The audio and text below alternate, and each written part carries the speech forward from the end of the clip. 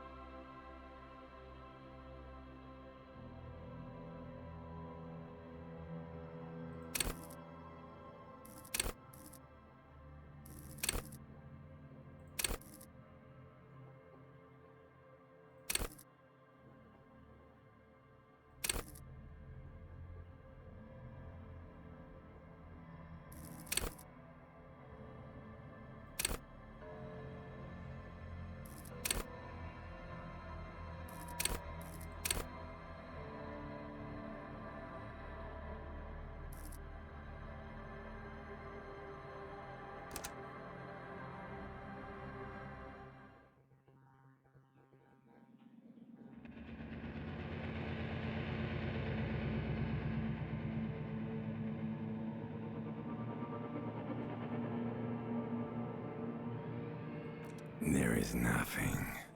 Only warm primordial blackness. Your conscious ferments in it. No larger than a single grain of malt. You don't have to do anything anymore. Ever. Never, ever. Never, ever, ever, baby. An inordinate amount of time passes. It is utterly void of struggle. No ex-wives are contained within it. An awareness creeps up on you. A mass lies hidden in your dead angle, soaking in some lurid acidic sauce. It's bloated and shameful, a ball of meat surrounding you. This is a terrible line of questioning, and it will only lead to more awareness of the meat thing. Ex-love. Ex-tenderness. It is foolish of you to resurface to the loss. Not after all the damage you've suffered to get here. Some of it irreversible. Stay. Sail with me through the abyssopelagic zone.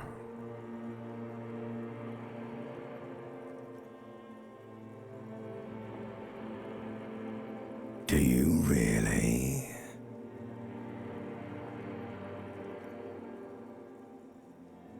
I wouldn't like it if I told you what was back there. Why'd you think you had to bludgeon yourself into oblivion? Or did you not sense yourself marinating? Poured so much on yourself, got a bit carried away, did we, Chef? Fear and apprehension. You should ask what's out there first.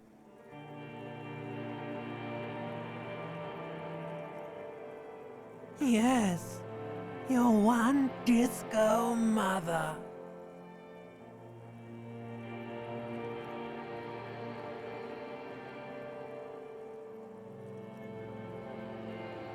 Somewhere in the sore, bloated man-meat around you. A sensation. Like a fly to the ointment, your conscience sticks to it. The limbed and headed machine of pain and undignified suffering is firing up again. It wants to walk the desert, hurting, longing, dancing to disco music.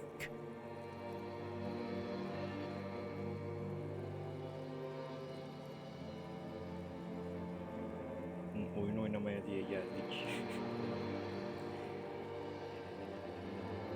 The stench of liquor rises from your mouth, and with it, an ungodly headache.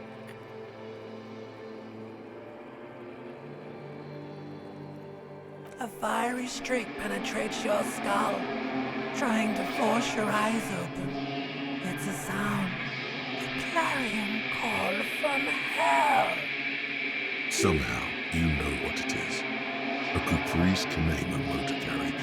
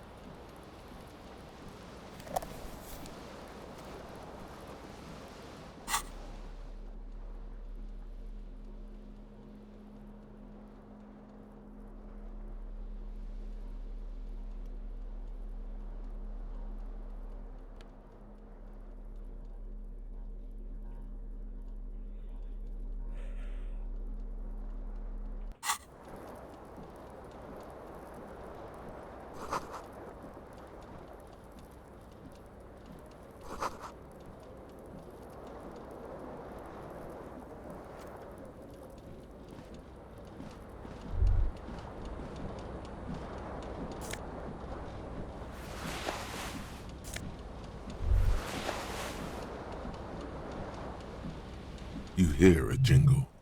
Keys are clinking in the pocket of your flare-cut pants.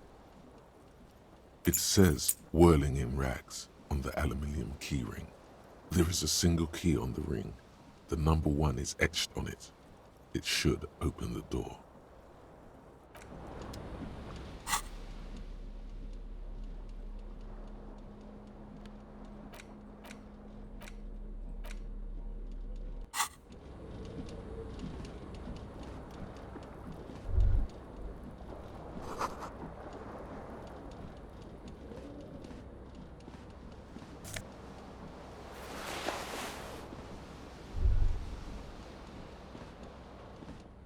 A mirror hangs above a bent and broken sink. In a fierce discharge of masculine energy, someone has ripped half the faucet off. Was this not the same Elo that founds empires and lays waste to cities? Virile, uncaring towards the little things? Probably not, no. Hot water sprays from the faucet's base, and steam covers the mirror. You cannot see yourself. just a vague impression of a man. Suddenly, you realize you have no memory of the face that awaits you there, underneath the soft vapor.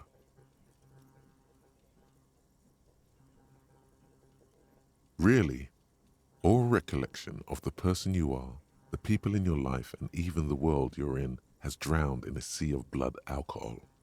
This was no mere night of drinking. It was a deluge of world-ending proportions. As you slowly reach your hand towards the surface of the mirror. Abort. You clearly have not thought this through. You won't like what you see there, and you will never unbecome it.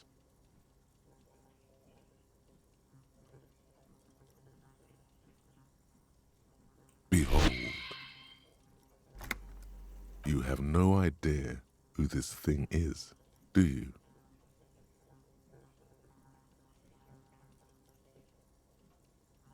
Too late. You clearly have rigor mortis on your face. Or wait, is that an expression? Are you trying to make an expression with that face? Why? Please stop. It's horrible. You're scaring yourself. You can't, can you? It's like it's not even voluntary anymore. You have worn that grin into your face, and now it won't come off. What does it even mean? What is the emotion you're trying to convey?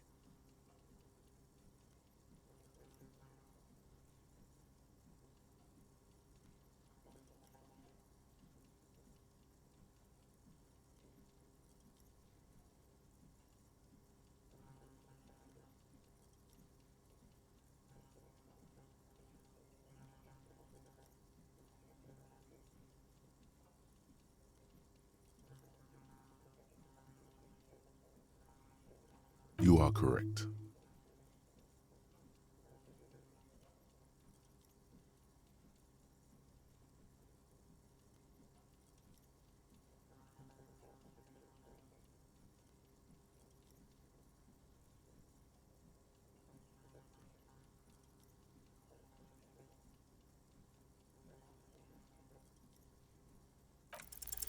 Like the rest of you, it comes from a bad place somewhere in the past. That's all you know for now.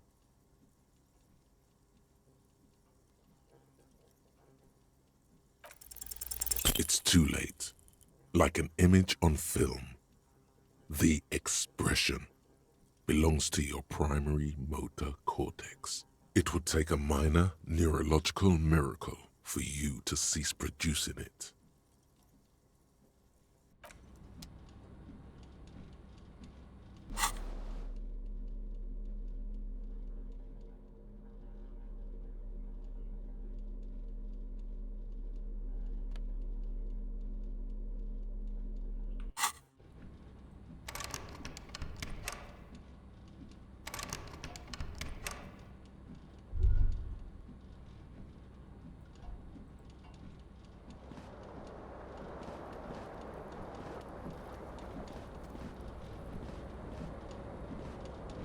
This fan has two chain pull switches.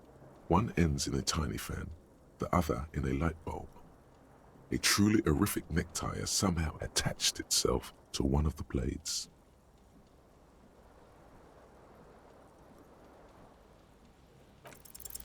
You reach out to grab the tie, but what's this?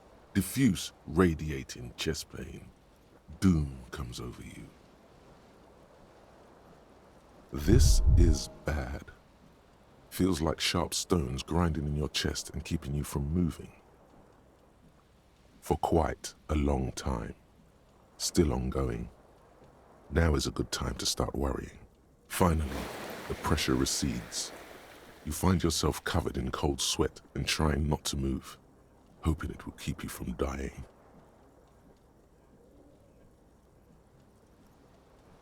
A terrible mistake. Turn the lights off immediately. You can practically feel the photons burning a hole in your brain. Your eyes burn with photosensitivity. What the? It's not good.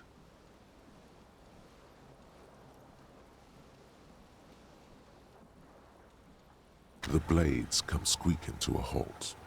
It should be easier to reach the tie now. You swoop up and catch the tie. Snap! It's released from the blade. What you have in your hand is a truly hideous necktie, with 4 or 5 different patterns. The knot reminds you of a noose.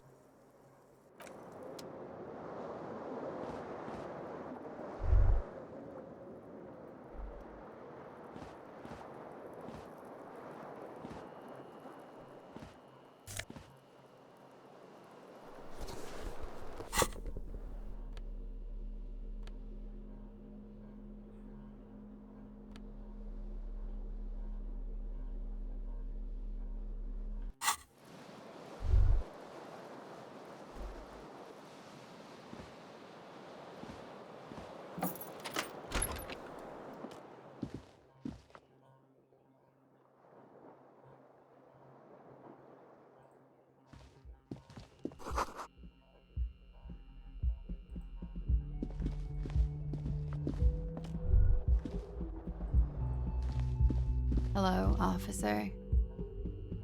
The young woman raises a cigarette to her lips. Her eyes are brown and her face is speckled with birthmarks. She can't be more than 28. A silver jumpsuit falls off her like scale armor, sparkling. This is the sparkle of too many nights out on the city.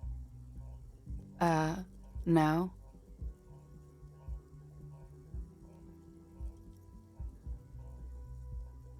Because you're a police officer, sir.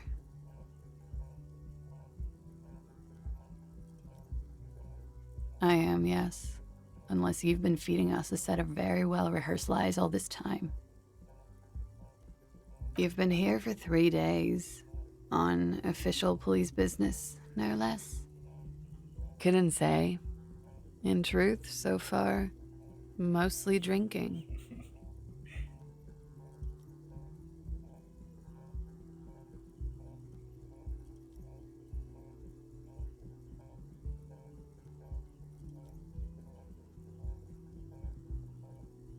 Don't be so harsh on yourself.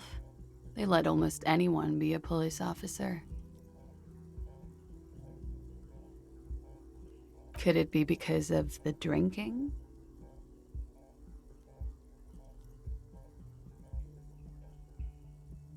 Of course. Be careful, officer. They don't like the police around here. Something stirs in you as she's about to go. Call it an instinct, a need. The need to ask questions. It's like you've said the words 1,000,000 times before. She looks back at you, a light glinting off her eyes. Yes?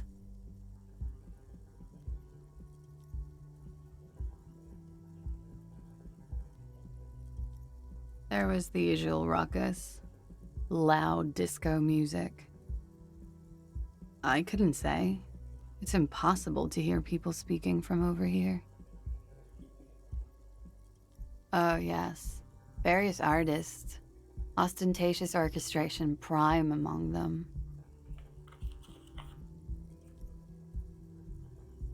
Oh, that. Yeah. Whoa.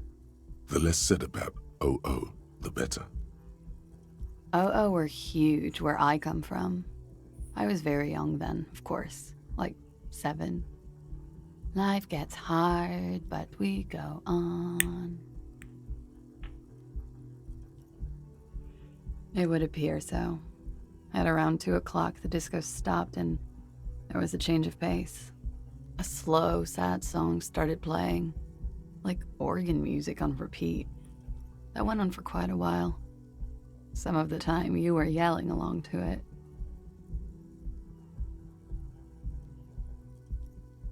Yes, there was a church in there. A really small church. Like the smallest, saddest church in the whole world. It was about that. And also, that it doesn't matter anymore and that we're alone now. It was difficult to tell. The song itself was very quiet and soft, but You sounded like a winded boar, sir. It was hard to understand what you were singing on top of it.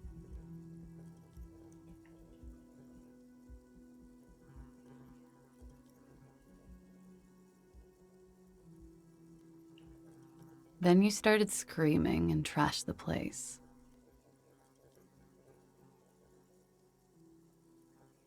A window was smashed. The tape player, probably. The song stopped. And furniture, too. A real destructathon. There was screaming. Then I think you passed out.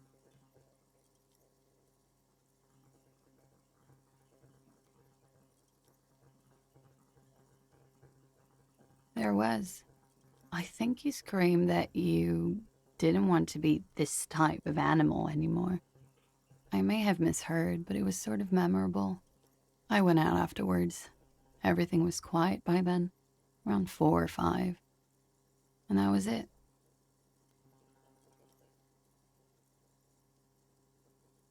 You're in a hostel, sir. We are in Revachol. Revachol is the disgraced former capital of the world, divided into zones of control under foreign occupation. Half a century after a failed world revolution, she is central to our moment in time.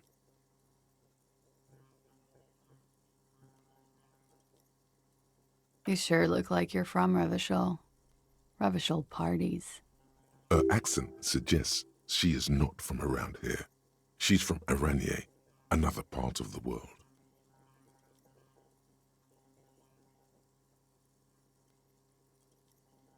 It's 51. The current century? Centuries don't have numbers, they have names. And this is the current one. Civilization has existed for 8,000 years, sir. You're right. There is nothing funny about civilization. The dock workers are pretty cocky. They think they're police enough. At least here on the coast. I can't say about the rest of the city. Glad to have been of assistance.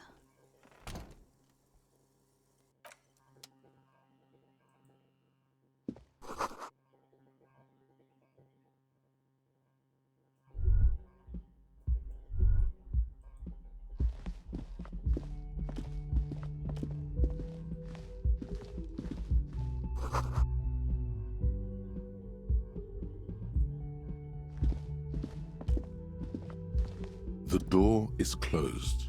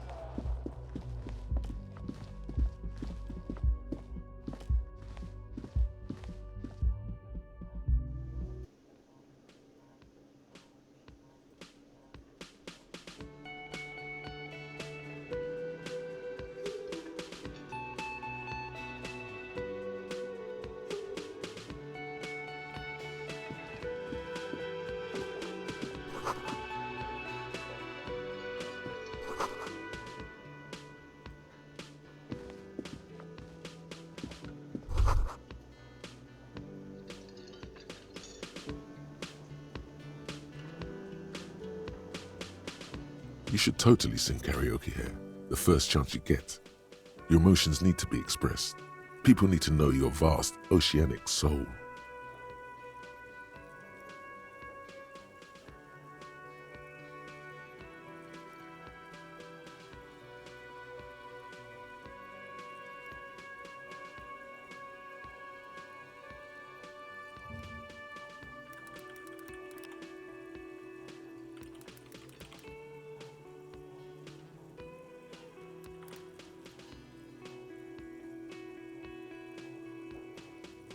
vitally, and it needs to be heard.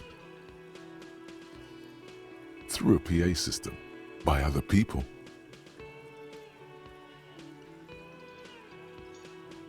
You should sing the sad small church song from that tape you found. Thought it was obvious.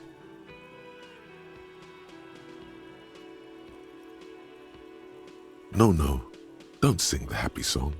It's stupid. Sing the sad song. It's profound. You would need another copy of the tape first, though. The one upstairs is destroyed. Who is mistakenly identified as a cop for his prominent jawline? Yes, sounds likely.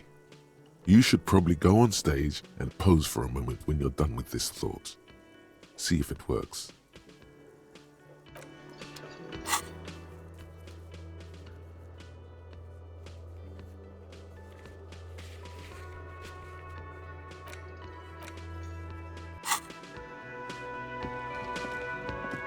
A man in his late 20s stands behind the counter, inspecting a stuffed seabird. As you approach, he gives you a sideways glance, then looks down again. That was disdain in his eyes. Even now he is purposely ignoring you. Looks like he's not a fan. No, I'm not the bartender. I'm the cafeteria manager. That period of my life is over. Not everyone who stands behind a counter is a bartender, okay? I'm the cafeteria manager. I have 3 cafeterias to manage. 3. Sylvie tends the bar here, not me. I'm only standing in.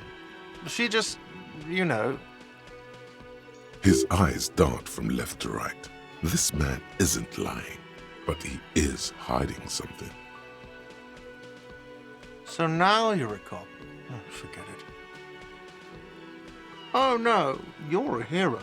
A real hero cop. Could the massive property damage upstairs have anything to do with this?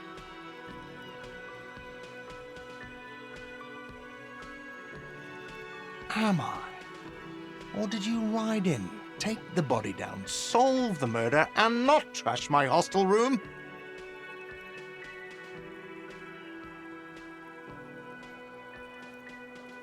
You're right, you didn't, and it's only taken you 3 days not to. No, I haven't seen you around. I'm not always here.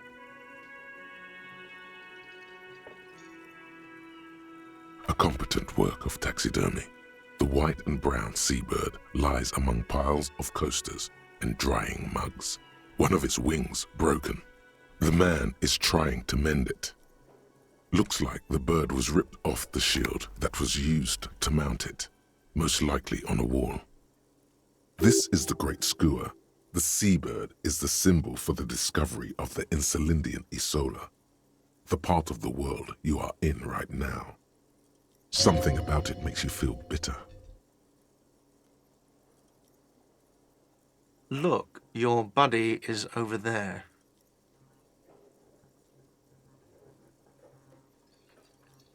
Why don't you go and talk to him, okay?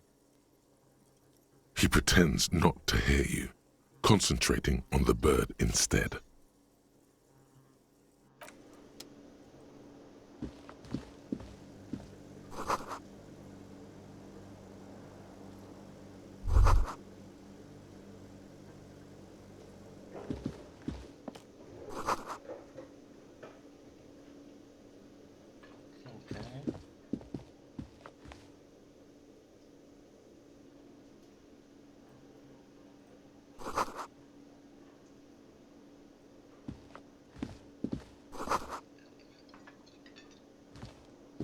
Hello, sweetie.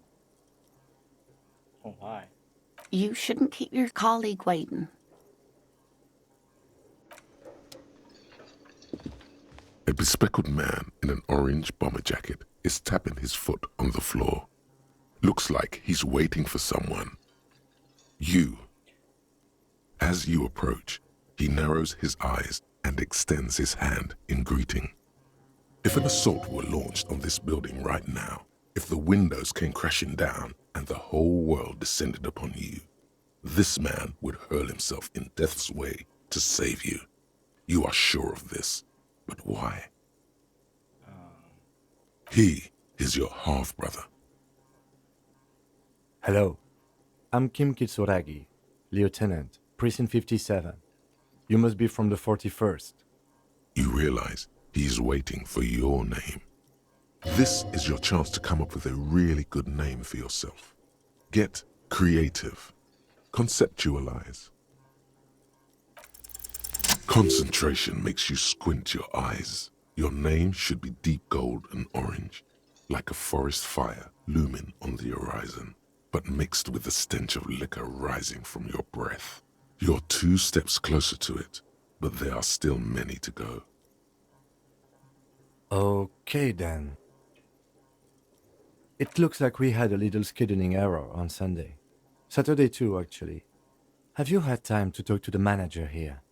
What he means is, he has been trying to meet up with you for 2 days, but you have been otherwise occupied.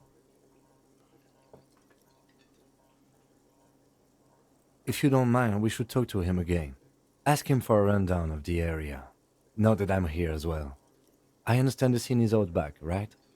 It also wouldn't hurt to assure him the police are finally here. In full force, I mean. Have you mapped out the initial interviews? Okay, we'll have time for that after we take a look at the coroner's case. Have you removed the dead body from the tree?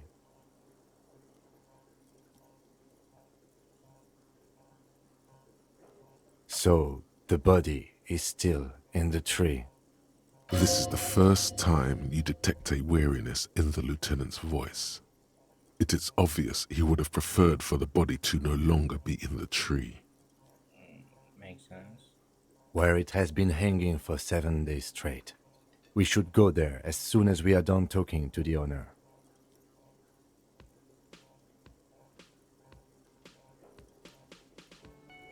I was sent here to meet a detective from Precinct 41. You have the insignia of the citizens' militia on your sleeve and on your back. I suppose you could be impersonating him.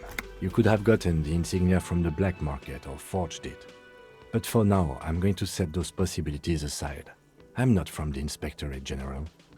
Inspectorate General means internal affairs. What he's saying is he's not from the rat squad and isn't supposed to suspect such things. No need for derogatory terms. They're only doing their job. Yes. They're not just white rectangles. They bear a halogen watermark with the letters RCM and a pattern resembling the street grid of Ravachol West. I would ask you to step into the headlights of my motor carriage, but again, it's none of my concern. I just need you to do your job. You mean you don't have a badge?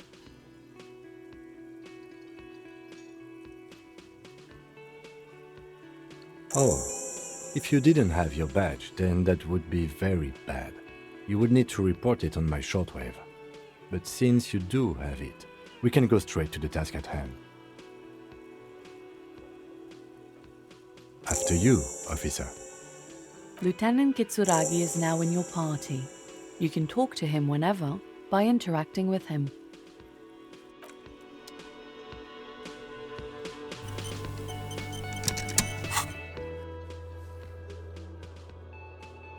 Okay, basically, mission that I need to do.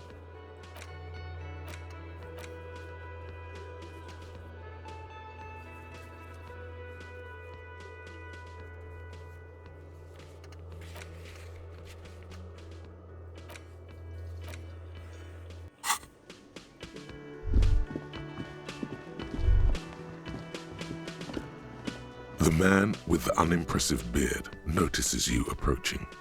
He drops the ledger he was holding and turns to the lieutenant. Mr. Gart, right? You run this place. Yes.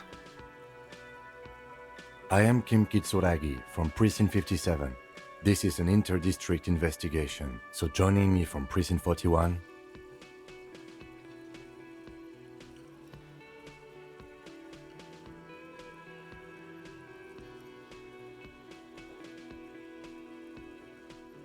What?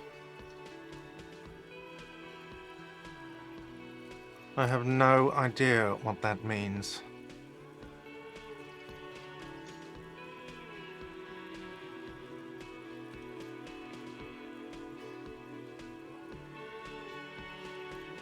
Never mind. Gloaming? What is this? Is this what you get when you call the police now? This guy? Lieutenant, we've been waiting for a week here. Sir, I understand your concern, but we are here to do a job.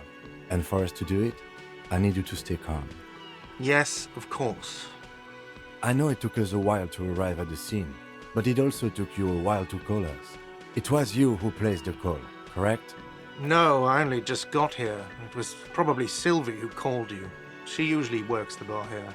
I'm only temporarily taking over her duties. Do you have her number? As a matter of fact, I do. You said you just got here. From where?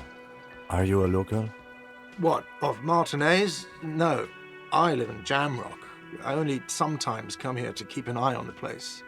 This is just one of the many cafeterias I manage. But you still know your way around, yes? In case we need directions. Yes, I know where some things are, but as I said, I don't live here. I just used to work here. And I'm not going to start working here again, if that's what you think. I didn't imply that. Detective. He probably means this is where you step in and ask your questions. I know, right? His face expresses profound doubt in your having this. Behind this building, there's a courtyard. They hoisted him up on a tree there.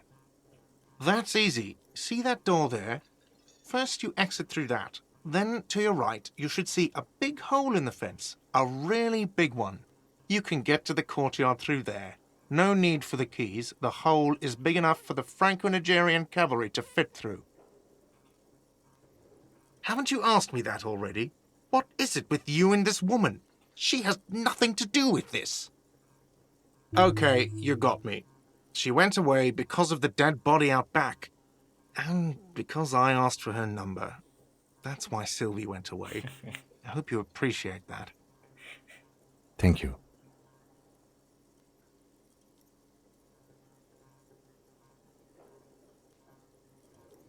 I asked an employee out. She didn't want to come, but felt obliged to. It was a bad idea.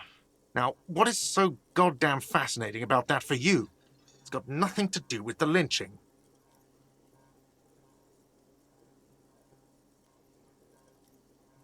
Good for you. Was there something else? I'd like to get back to what I was doing. I don't know who killed him. I'm not the police. That's your job. What are you, crazy? Of course I didn't kill him. Let's go. Not so fast. You owe me 130 real. Oh, you don't owe me shit. Well, officer, you're right. You don't owe me shit. You owe me money. We do not need to assert ourselves here. We only need instructions from him. This is the proprietor, remember? You know, I get this all the time. Some hobo comes in here or some backpacking arsehole off the boat. The next day, when they can't make their fees, they get aggressive. I just never thought I'd be in this shit with a cop. Please, just give me the money.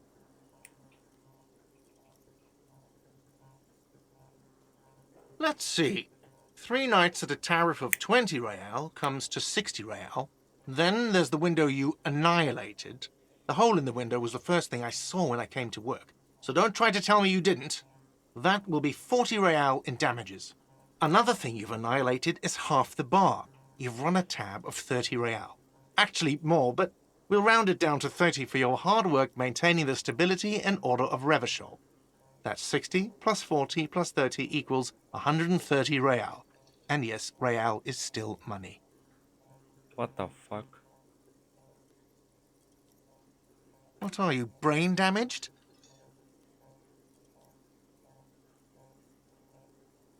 Money is what grown-up people use to pay for things. Things like this hostel room or or 8 bottles of potent blend, and 9 packs of Royal Extra. We use it for everything, really. There's a shuffle of nylon as Lieutenant Kitsuragi looks for something in the pockets of his orange bomber. That's cop 4. I haven't offered to pay because I don't have any money either. I'm sorry, but he has to pay. I can't let him stay here any longer if he doesn't. If he doesn't have the money by tonight, then... Officer, maybe you are better off working this from home for now. You live in Jamrock, right? It's not that far away.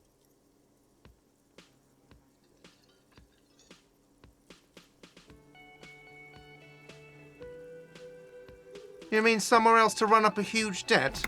I don't think so. The union's squeezing most places out of business to fund the strike. You're better off home. I'm sorry I couldn't help more. You should take this up with your station. I have a shortwave radio in my car, okay? We have to get this investigation started now. Good luck.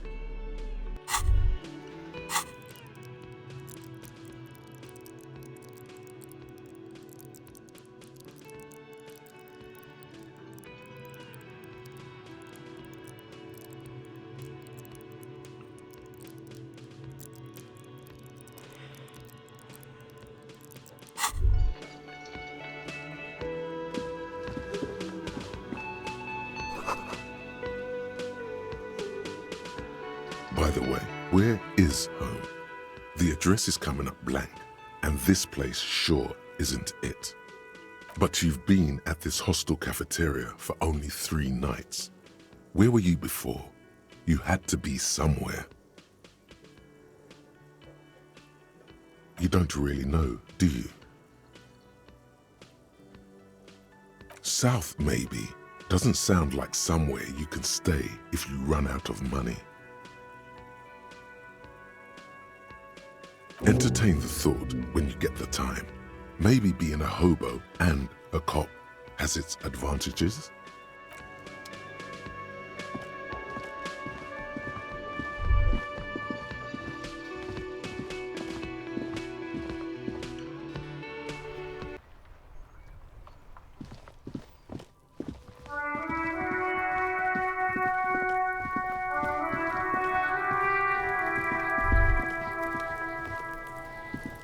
The corpse looks at you with bulging white eyes. The face around them does not look human. It's swollen and ready to burst. His lips are fish-like and his tongue like a ball gag in his mouth. You seem to be holding your breath. A cargo belt twists his neck at an unnatural angle. The body below appears stiff. It's letting out an ungodly rot. The smell seeps in even through your clenched nostrils. Active decay. It's okay to throw up, officer. No one is judging. He's about to blow! Cop's gonna blow, Kuno!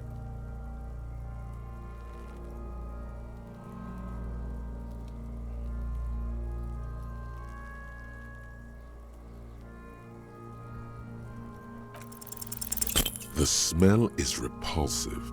It pushes in from your mouth, more instant and more familiar than anything you'd expected, more fever than odor. It fills your mind, flushing you from within.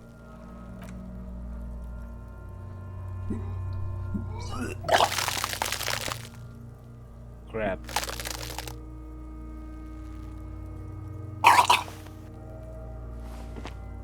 Too late. It's impossible to keep in. Your body curls and pushes it out, burst by burst, until a pool of vomit lies under your feet and your throat stings from the stomach acid. Keep it. The hangover is clearly making this worse for you. You could use some ammonia to clear your head. If you can handle the headache, some officers use it to deal with cadaverine odor.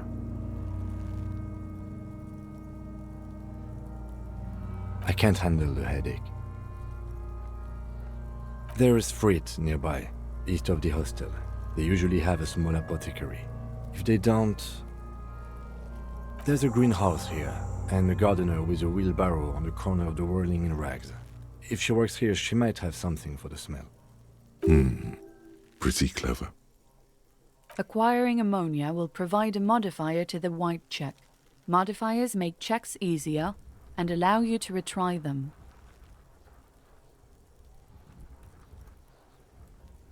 I really like the inner voice. That's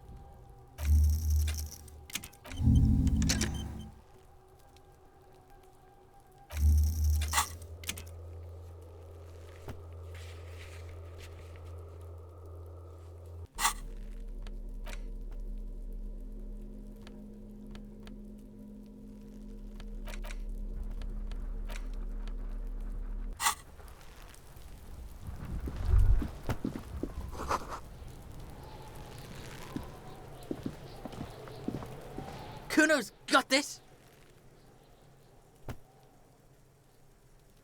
If there ever was such a thing as an ugly kid, then this is it. He's almost exquisite in his ugliness, like a gremlin. Oh yeah, Nappa Gumpy, Kuno!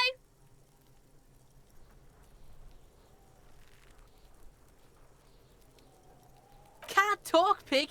Shit's coming up strong! Throwing rocks! Shit coming up strong. That sounds good. Joyous. You should hang out with this kid and see what that juicy shit is all about.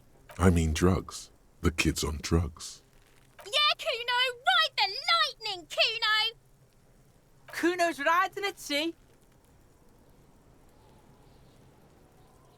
The rake, Kuno! You should throw the rake at him, Kuno! The fuck does Kuno know what a rake is? Kuno's not a gardener. The fuck are you talking about? He's calling us Kuno! He says we're fucking each other! the fuck?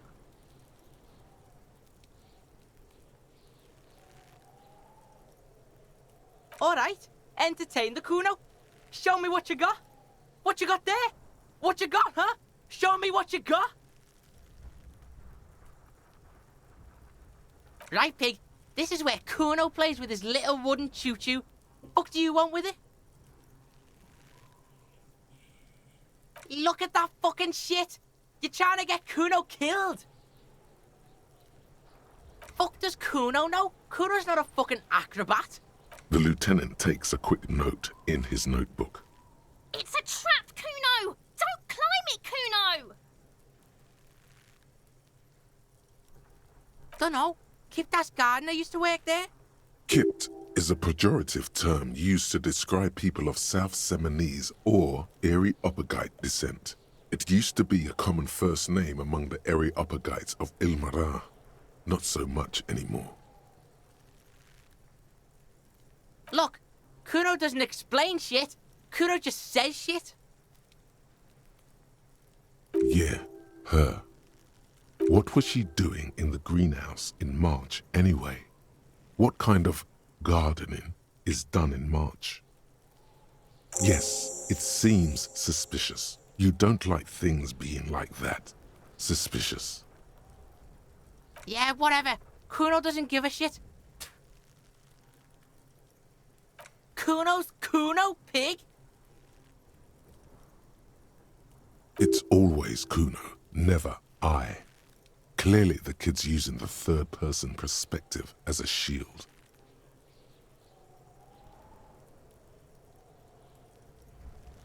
Yeah, Kuno's in a fucking gang. In a bang gang. Kuno bangs for Magie, bangs for Mazda, bangs for Revachol. Watch out, Kuno! He's trying to fiddle you! He's gonna put his hands on you! Help! Pig's got Kuno! Help! Rape! Help! He's got the Kuno, help!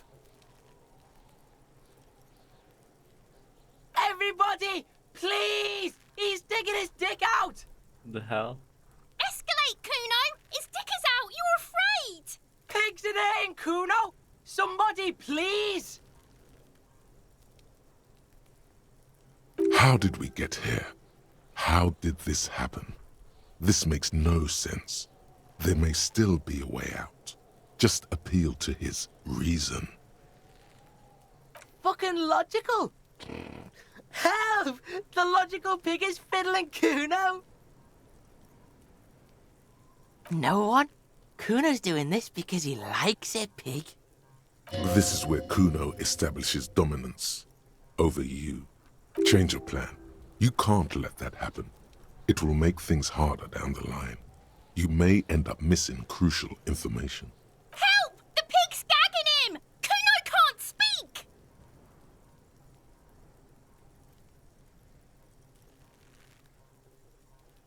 You put him up to this yourself when you decided to talk to him in the first place. Listen to your friend.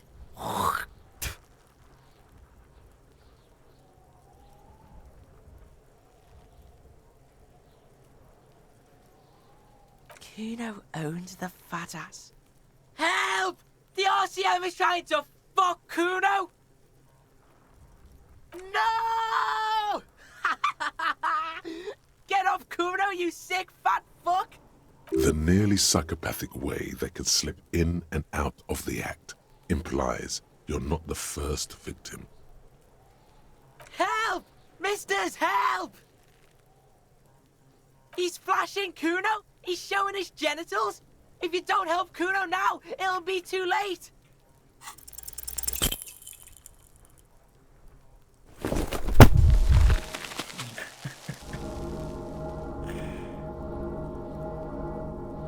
You didn't shut him down. Your fat fist didn't meet its target. Instead, it pulled you down with it.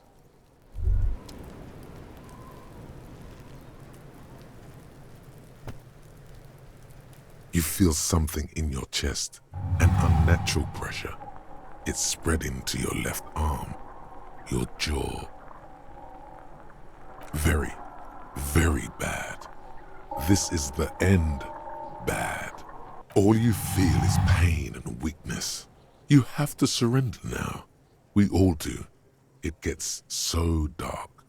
You don't even see her face, like you always thought you would. You only see pain and fear. Cop suffers final heart attack. A detective lieutenant of the RCM passed away. What?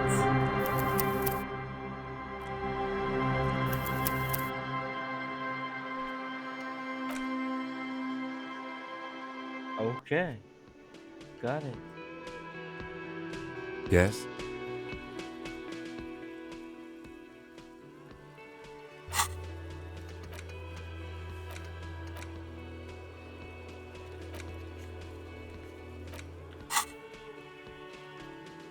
What do you want to know?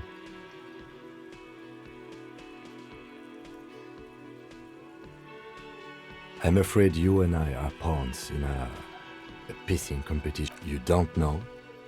I assumed you were in on it.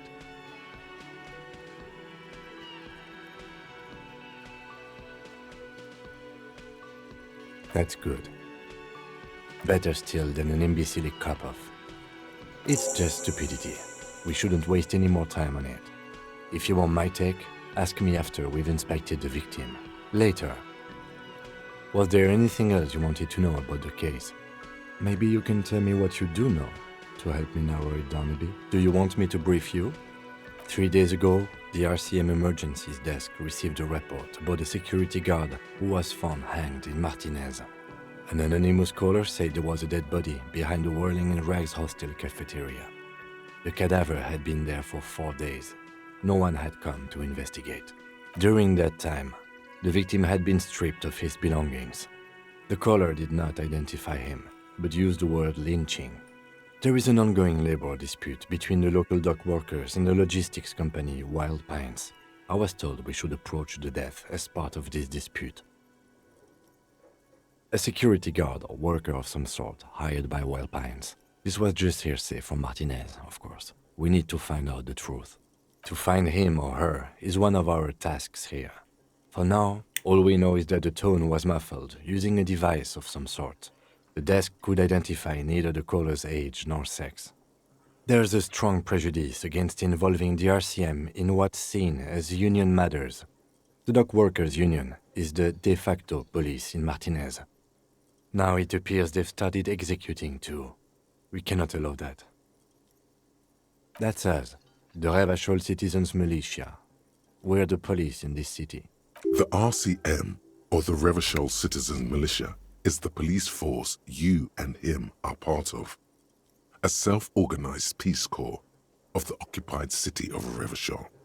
The RCM operates within a legal twilight, yet its authority is rarely questioned. It's super useful to know this. Just to be clear, we are police officers. It's our job to find the killer. That's the case. Uncover and arrest the killer. Good.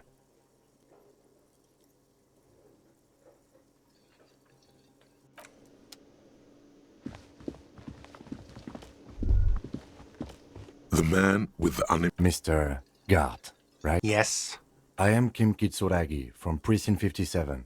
This is an inter-district investigation, so join... What? What is this? A joke to you? Is this what you get when you call the police now? Sir, I understand your... Yes, of course.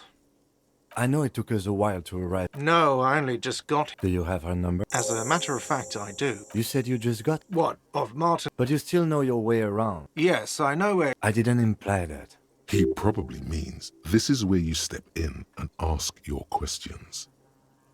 His face expresses profound doubt in you. Behind this building, there's a courtyard. That's easy. See that door there? First you exit through that. Then to your... Haven't you asked me that already? Okay, you got me. She went to... Thank you. I asked an employee out. She didn't want to come, but felt obliged to. Good for you. Was there something else? I don't know who killed him. I'm not the police. What are you, crazy? Of course I didn't. Let's go. Not so fast.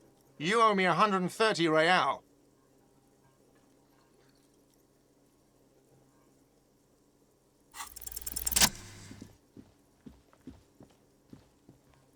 As you blow this joint, behind you, a whiny voice shouts. Real mature, man. Real mature.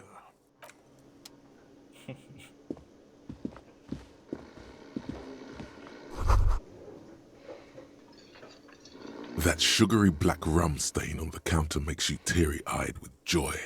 It's almost touching how syrupy and sticky it is. How long have you been up already? Sweet Lord, a whole hour. And you haven't thought about rum and lemonade in all that time? You've truly extinguished all trace of yourself.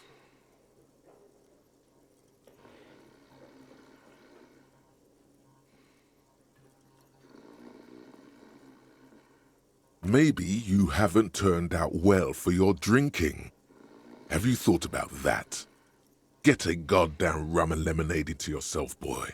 Or better yet, lick that stain off the counter. What happened, man?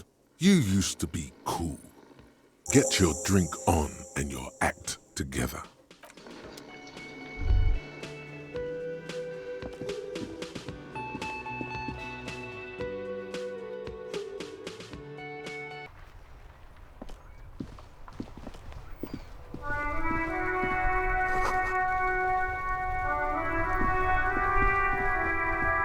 The RCM in Martinez. What can I help you with?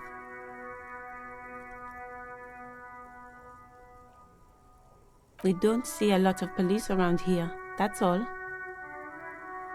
Of course. What can I help you with? Me? I am just a gardener. I am working. I have a greenhouse in the yard there. I've been trying to get some work done. Well, as you probably know, there's a corpse hanging from a tree there. It smells pretty bad, so I have to take breaks. Reasonable. Don't worry, miss. We are here to clean it up. You can get to work soon. Thank you. My head is about to explode from all the salts I've had to inhale. Of course. Where to?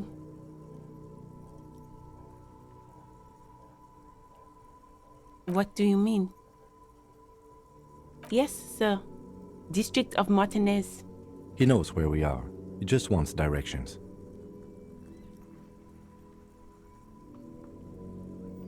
It's there. In the yard, right through the hole in the fence. No problem. Of course. I won't hold you back. Her gloves. You get the feeling that you need them. You have a dead body to deal with after all. Sure. Keep them.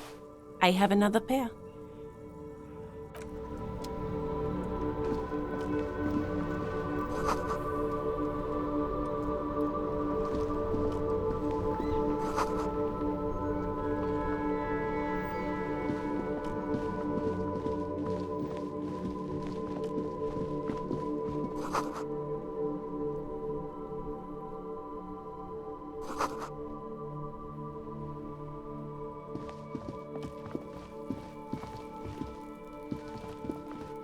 You see a set of tire tracks in the brown slush that covers the plaza mosaic.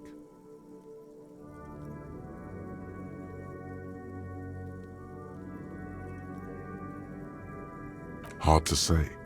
Your vision is blurred and you're having difficulty concentrating thanks to your relentless hangover.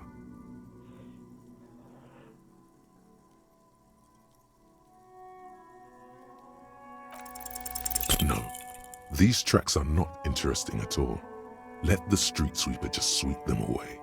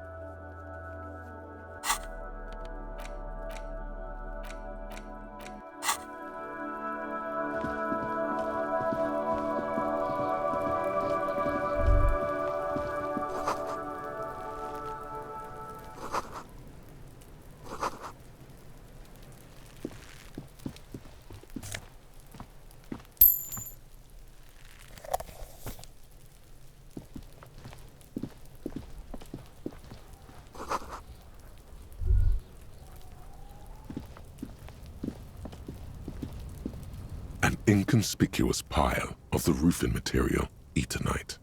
It's nothing. Someone just left some roofing material slanted against an old shack. Because it's nice and orderly, Well-laid palette, easy on the eyes. Rhythmic pattern calms your mind. Mammals like this stuff. No, there's more to this. You get this strange feeling. Hard to say. It's gone now. Feelings pass, you see. Especially the small ones.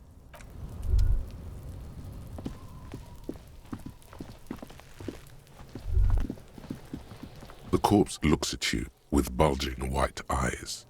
The face around them does not. You seem to be holding your breath. A cargo belt twists his neck at an unnatural angle. The body below appears stiff. It's letting out an ungodly rot. The smell seeps in, even through your clenched nostrils. Active decay. It's a... He's about to blow! Cop's gonna blow, Kuno!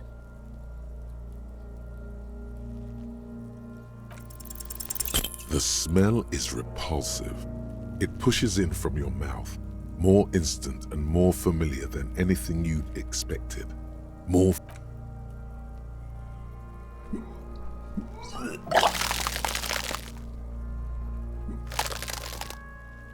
Shit happens. Too late. It's until a pool of vomit lies under your feet. Keep it.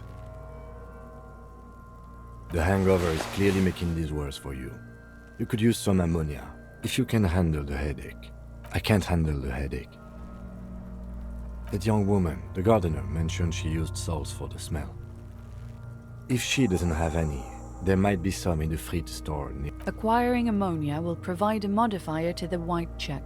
Modifiers make checks easier and allow you to retry them.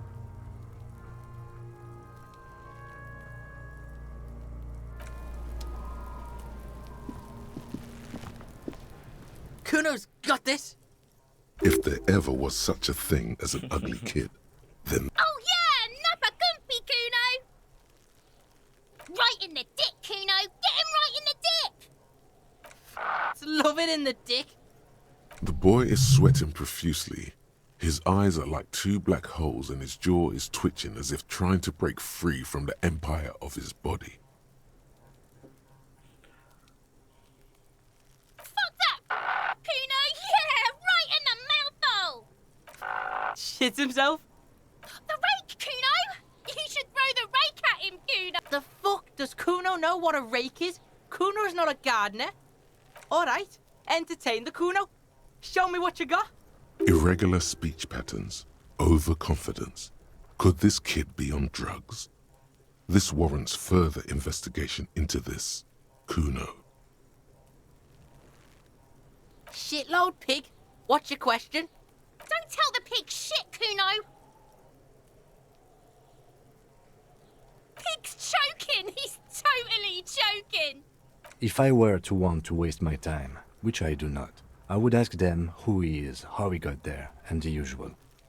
The usual being, have you seen anything out of the ordinary? Or have you seen anything suspicious? Just a couple of pigs sniffing around in the dirt. That seems pretty fucking suspicious to Kuno. Yeah, you tell the faggoty, Kuno! Looks like you're a faggoty now, whatever that means. The suspicious question doesn't really work in antagonistic situations. Kuno's fuck gimp. Kuno uses the fuck gimp for target practice. He's trying to hide the fact that he doesn't know. Kuno knows all kinds of shit. Kuno's not a snitch, that's all. Trying to make the Kuno sing into the popo phone. Probably climbed. Kuno was busy down the road when that shit went down. You heard Kuno. Kuno wasn't even in Martinez. Kuno wasn't in Revachol. Kuno wasn't regional. I don't know. Some fucking... Mesk or I don't know. Some other place. Night City. Kuno was in fucking Night City. There is no Night City anywhere. That sounds like the name of a city in some pulp science fiction novel. Cyberpunk page. Why you gotta be riding Kuno's ass? You haven't been where Kuno's been. You haven't been in Kuno's head. You wanna know where Kuno was? You want to know what Kuno's been fucking up to? Oh, don't tell him that, Kuno. It's lame. It's not fucking lame. Kuno's building Kuno's City. Night City. Rage City. The City of Rage. That's it. And it's not lame. Lame. That's the name of Kuno's City, bitch. Get the fuck off Kuno's back. This shit ain't about that. It's impossible to deduce what it is about, at least for the moment. If it's important, it'll come up late. You're testing Kuno's patience. Get lost. Right, pig. This is where Kuno plays with his little wooden choo-choo. Fuck do you want with it? No, it's not fucking Kuno's. It's ancient. Look at it. He thinks you're fucking fool, Kuno. He says you climb the ladder up to your magic tree house. Get the fuck out of here, pig. Kuno doesn't have a magic tree house.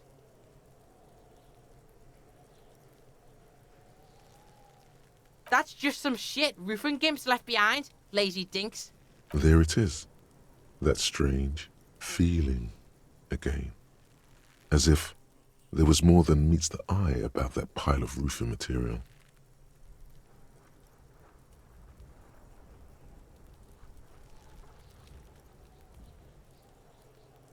The fuck are you talking about? Kuno doesn't know what. Trying to get you to talk gimp, Kuno. Don't talk. In her eye. Fuck are you talking about? Ask me a normal question, pig. They're trying to make you feel stupid, Kuno. You glance again at the roofing material in front of the shack. Yes, you should go back there. Dunno. Kiptas gardener, you... Kipt is a pejorative term used to describe people of South Seminese or Areopagite descent. It used to be a common first name among the Areopagites of Ilmara. Yeah, that's what Kuno said. She couldn't handle the heat, so she took off. Kuno can take it. Shit's nothing to Kuno. Look, Kuno doesn't explain. Yeah, her. What was she doing in the greenhouse in March anyway? What kind of gardening is done in March? Yes, it seems suspicious. You don't like things being like that. Yeah, whatever. Kuno doesn't give a shit.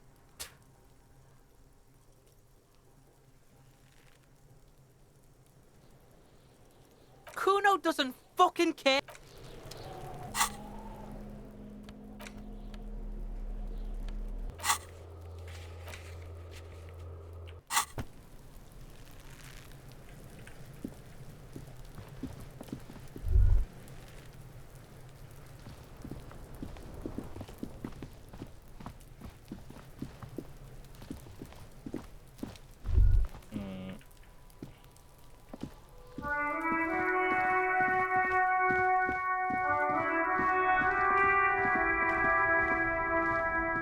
Hello again, officer.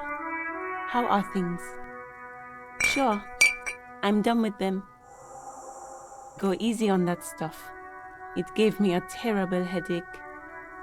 Well, this might be the last snow we get. At least I hope so.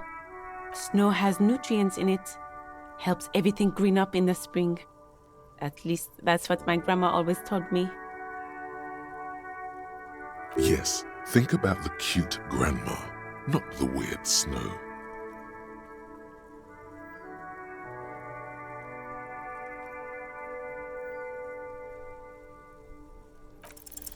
Stop looking at her. Look around. What do you see?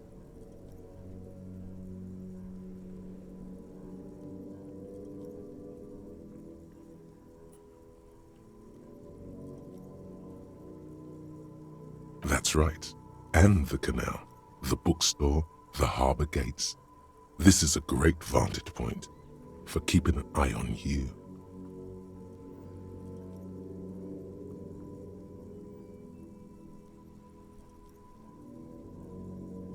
No, of course not. I don't understand what this is about. The kid did this, right? The red-haired rat? Can't say a sentence without or kipped. He's always giving me trouble. Maybe you shouldn't be. I mean, you do your job, but that kid is beyond help. And he certainly won't help. You've been resting here for quite a while, haven't you? Yes, I'm tired. I understand. The RCM isn't welcome here, and the locals want to keep an eye on us. There's silence, the smallest of smiles. That's okay, miss. Do what you have to do. I think we're done here. Let's go.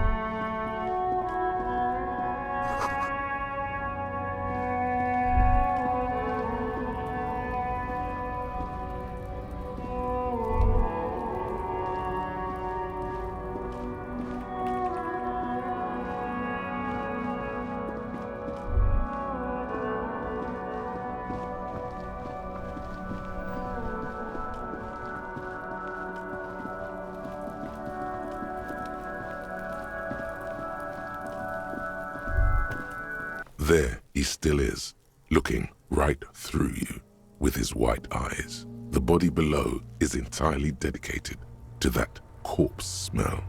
Emitting it is all it does now.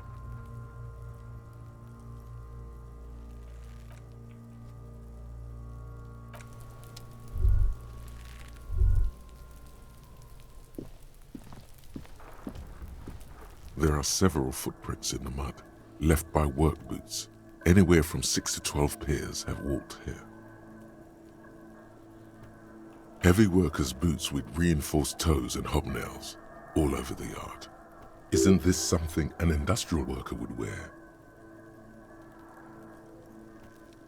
Noted.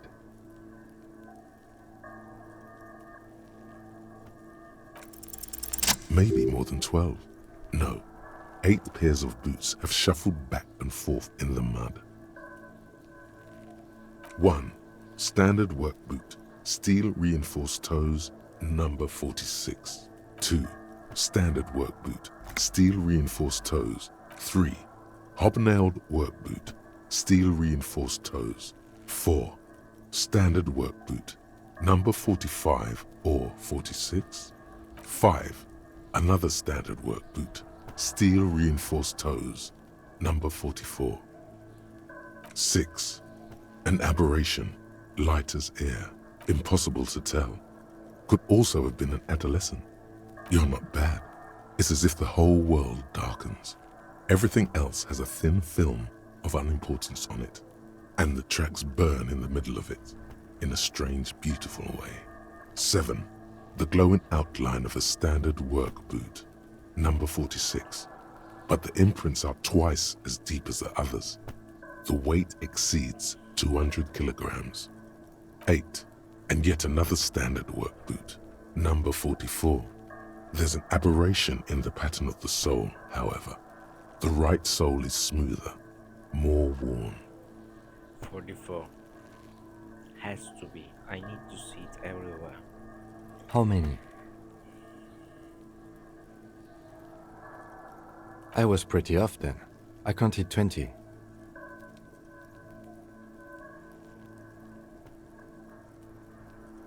I never got the hang of it. Hyperopia. Do you see anything out of the ordinary?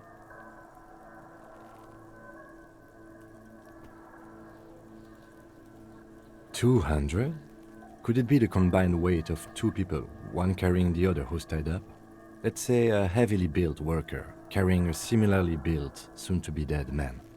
He might be right. 200 kilograms of living weight is unlikely. From here, the boot the victim wears.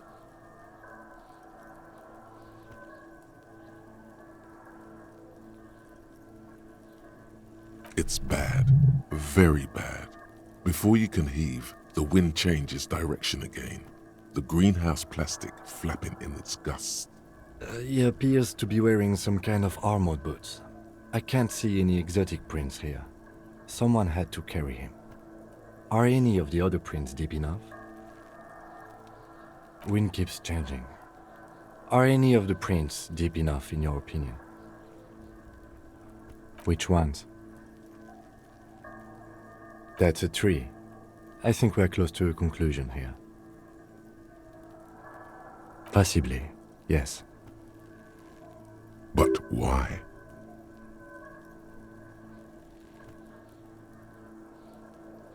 Yes, they could have used a makeshift stretcher or just march him up to the gallows.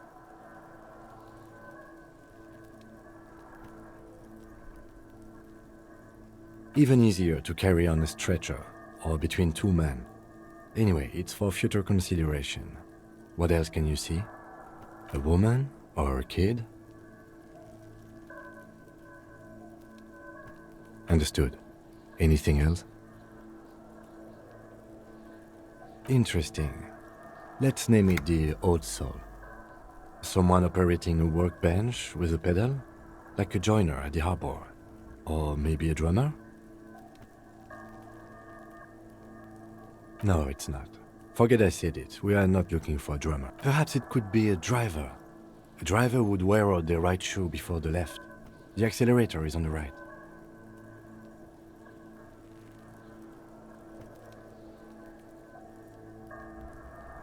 He doesn't seem to hear you, looking south toward the traffic jam instead. The machines are silent. The engines are all turned off. We should keep our eyes open around the traffic jam. See whether anyone strikes out as a potential suspect. Seems prudent, no? You're right. Let's keep a low profile. A week, maybe? 7 days would fit the time frame provided to us by the caller who reported the hanging. It is not impossible. I pulled last week's forecast for coastal Revachol. 7 days below freezing. The day before, the day of his hanging, was the last warm day. Correct again. Sub-zero temperatures would preserve the tracks in a good state. The commotion here could have taken place a week ago. What do I think? A mob of people brought something heavy to the tree. One of them was carrying the victim. They shuffled around, especially under the tree. Then, after hoisting him up, they stood in a semicircle facing his direction. At first glance, this appears to be a lynching. Indeed, they all stood in a row here and looked at the tree. Yes, everything fits so well. Carried him over, hoisted him up, watched him hang. The lieutenant's eyes narrow. He's thinking to himself. Either way. What else?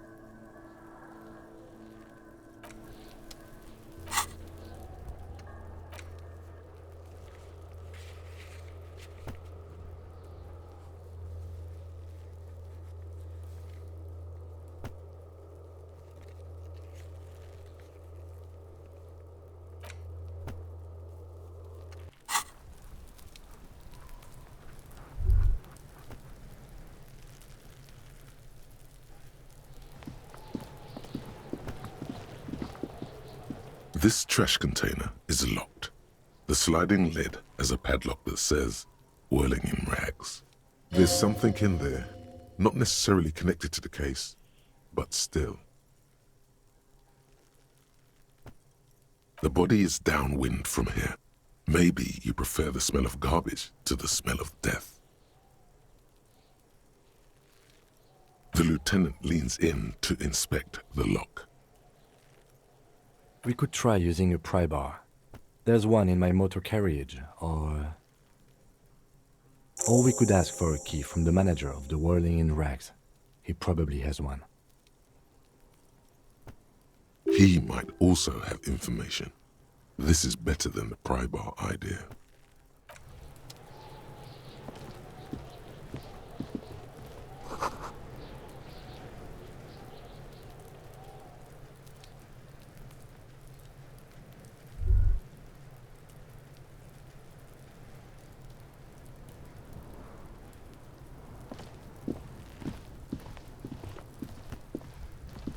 Kuno, the pig's getting pretty close to me. Come to snuff my shit out, I think. Looks like it's time for me to go, Kuno. Pig's come to take me in. I'm going away for a long, long time, Kuno. Going away for life. What's going on there?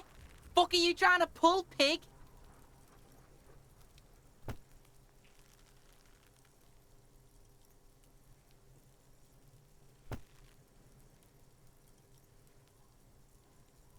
You don't want to fuck with me. I got my hands bloody. I'm not here, pig. You're not seeing this. You can still see the top of her hat from behind the fence.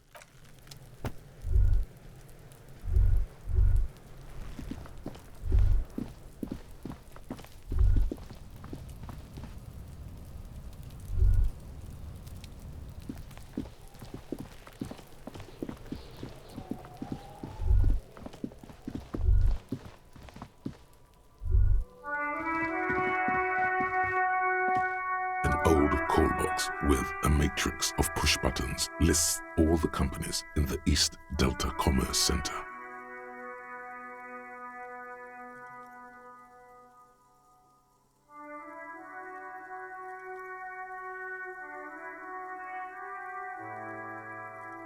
Nothing happens after you ring the doorbell. They don't want to talk to you.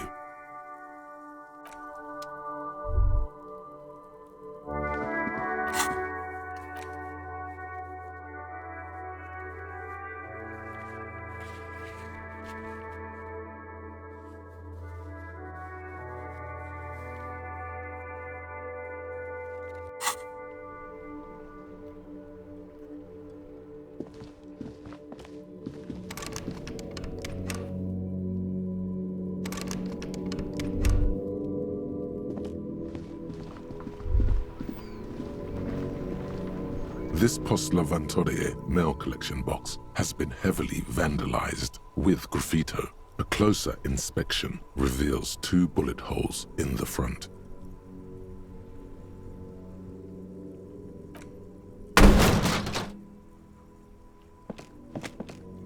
There is a hollow, saddened ring as you kick the Lavantorie mail collection box. It sounds betrayed, in disbelief even.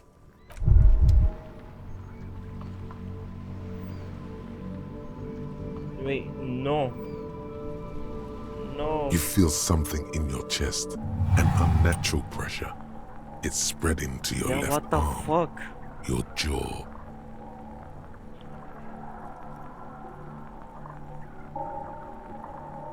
No, it's many years of combined self-neglect and self-abuse. All you fear, cop suffers final heart.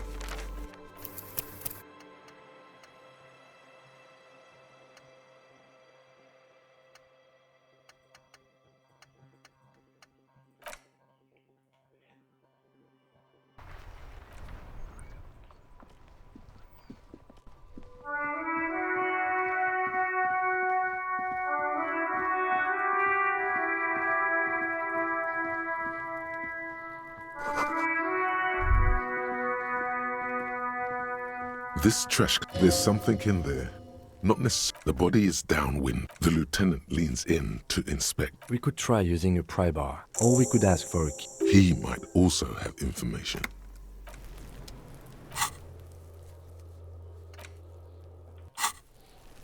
This trash container.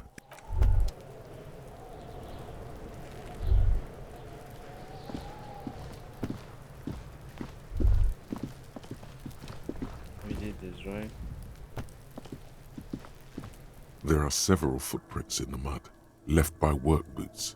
Anywhere from 6 to 12 pairs have walked here. Maybe more than 12. No, 8 pairs of boots. 1. Standard work. 2. Standard work. 3. Hobnailed. 4. Standard work boot. You don't know. It's a miracle you can tell the prints apart. 5. Another standard work. 6. An aberration. Impossible to tell. 7. The glowing outline of a 8. And yet another standard. How many? I was pretty off then. I counted 20. I never got the hang of it. Hyperopia. Do you see anything out of the ordinary? 200? He might be right. 200 kilograms of living weight is unlikely. From here, the boots the victim wears. It's bad. Very bad. He appears to be wearing some kind of armored boots. I can't see any exotic prints here. Someone had to carry him. Are any of... Wind keeps changing. Are any of the prints deep enough in your opinion? Which ones? I don't know. Are you... It would take more subterfuge. Possibly, yes. But why? Yes, they could have used a makeshift stretcher or just march him up to the gallows. Even easier to carry on a stretcher, or between two. A woman or a kid? Understood. Anything else? Interesting. Someone operating a workbench with a pedal? Like a joiner? No, it's not. Perhaps it could be a driver. A driver would... He doesn't. We should keep our eyes open around the traffic jam. You're right.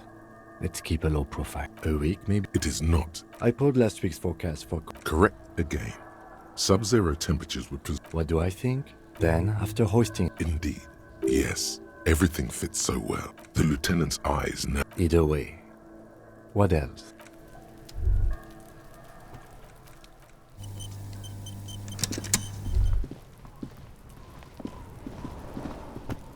Kuno, the pig's getting pretty close. Looks like it's time for me. I'm going away for a long... What's going on there? Fuck are you trying to pull, pig? Stay away from me, pig!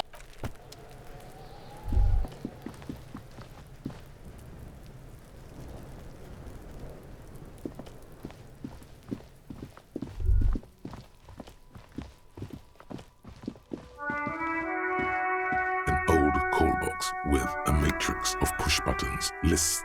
You wait for a minute or two, but all you get from the call box, an off-key melody, starts playing after you ring the doorbell. Kuno, please stop calling here. Grown-ups don't have time for you. She thinks you're the gremlin child.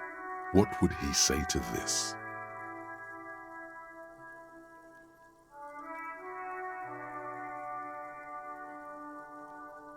Oh, I'm sorry, officer. I thought you were... But the doorbell is broken, and the bookstore shouldn't even be on the list anymore, so I can't help you. Please don't call here again. Thanks. A single beep indicates that the line has gone dead. You ring the doorbell. What an ominous name for a hair salon. Doesn't bode well for anyone's hair. This button looks new, but someone has removed the name card. Huh. This button looks new. It's probably not connected yet. Thank you, Einstein. All you hear is static, but no one answers. You ring the doorbell, but nothing happens. Looks like someone has melted half the plastic off. You hear static from the intercom speaker. It sounds... Yes, hello. This is Tricentennial Electric. Have you come to place an order? She sounds almost antique, as if her voice was being played off an old wax cylinder. A receiver must not be working properly.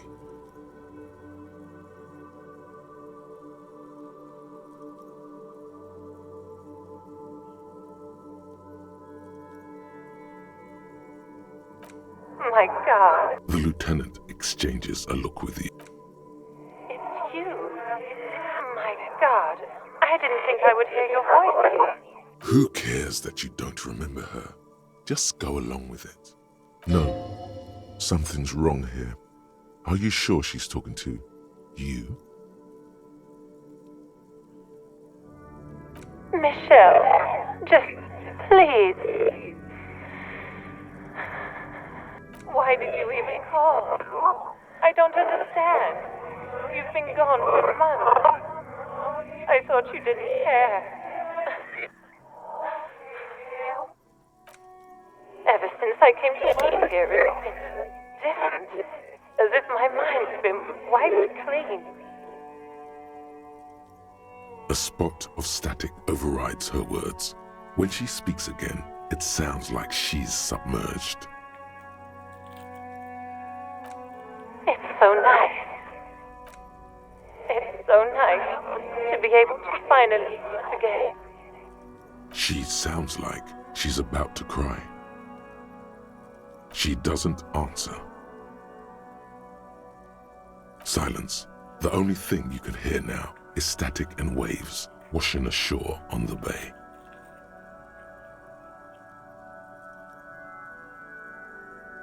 Another seagull passes by.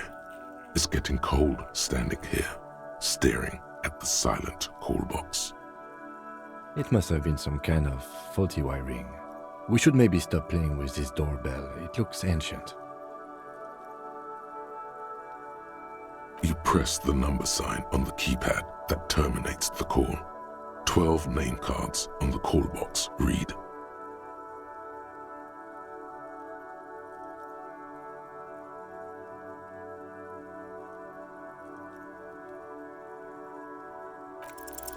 Whatever she says, it can't hurt you. You're a different person now. Stronger, healthier, and...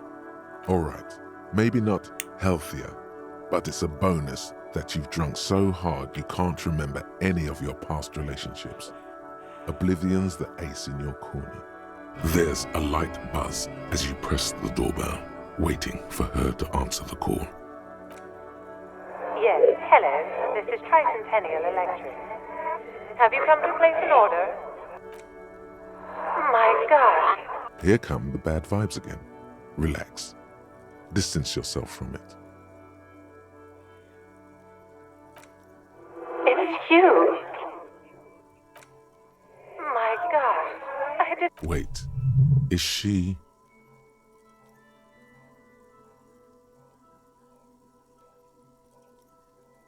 Crap. Michelle. Just... Why did you even call? Is this some kind of joke?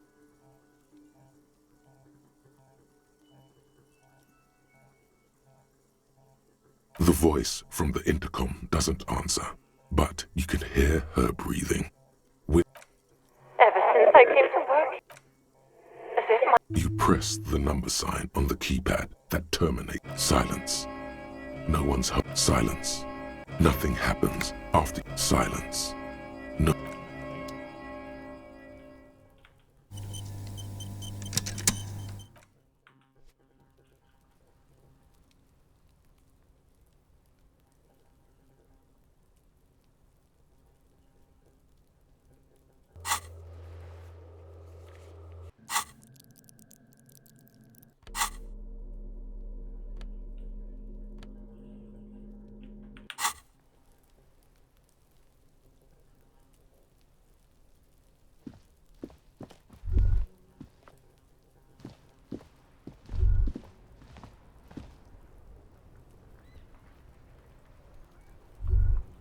Wait.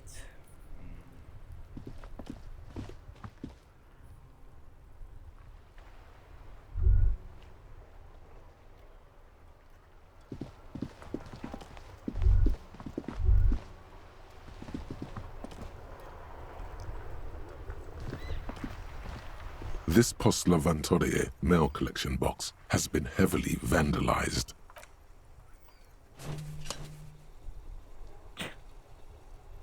The box seems happy.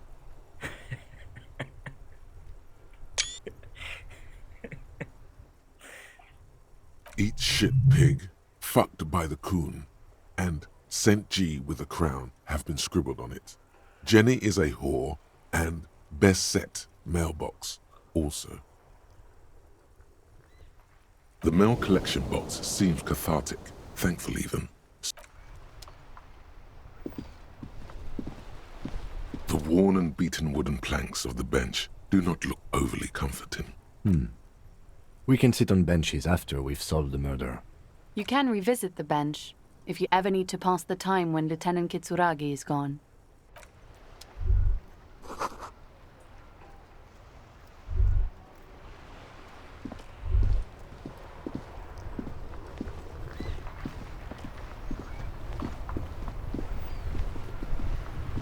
Before you stands a motor carriage. The bodywork is covered in blue and white livery, bearing the number 57. Vapor emanates from the large engine on the back of the vehicle. This must be the infernal machine that tore you from oblivion. The Caprice Kinema motor carriage. In the cabin, you are welcomed by a set of steering levers, a radio microphone on a hook, a pull-out toolbox under the seat, and the soft glow of the fuel preheater gauge. The frequency tableau lights up, and a green button labeled Prime Line glows like a feline eye. The soft purr of electrical kittens, radio waves cast far and wide over the metropolis. This is Precinct 57. Hello, Lieutenant. How may I assist you? Hello, Alice. Please assist our colleague from the 41st precinct here. I'm putting him on.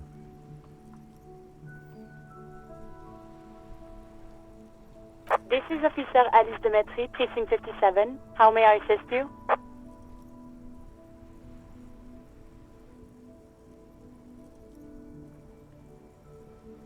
Of course. What is the number, officer?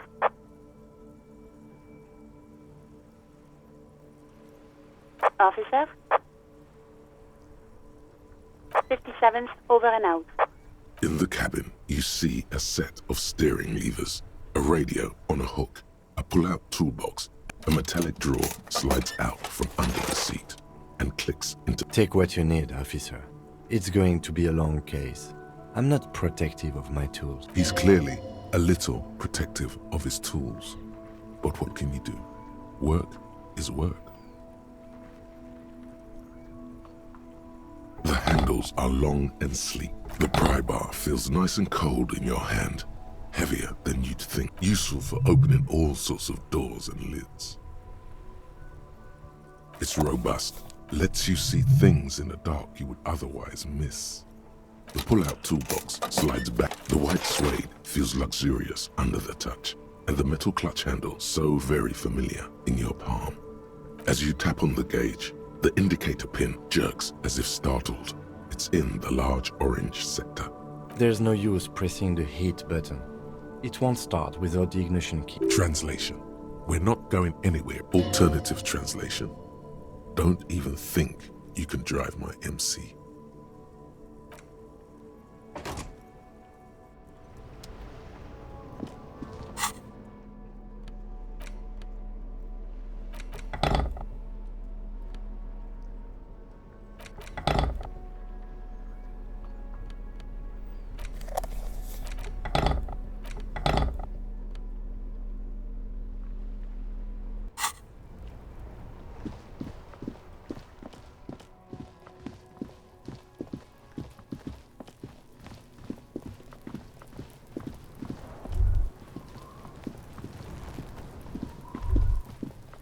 This trash container is locked. The sliding lid has a padlock that says, "Whirling in rags." The body is downwind from here. The lieutenant leans in to inspect the lock. Force time isn't happening. You've jammed the pry bar under the lid, but it just isn't bending.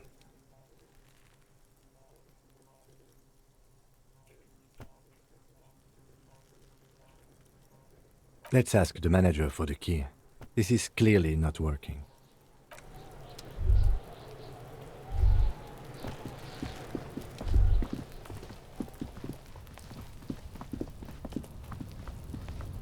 An inconspicuous pile of the roofing material, Eternite. Because there's a secret door hidden behind the panels of Eternite. That's why they're two. There it is. You see a shabby little door.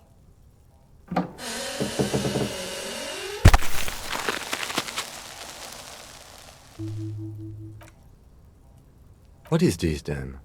A tool shed? Let's investigate. Thank you, Einstein.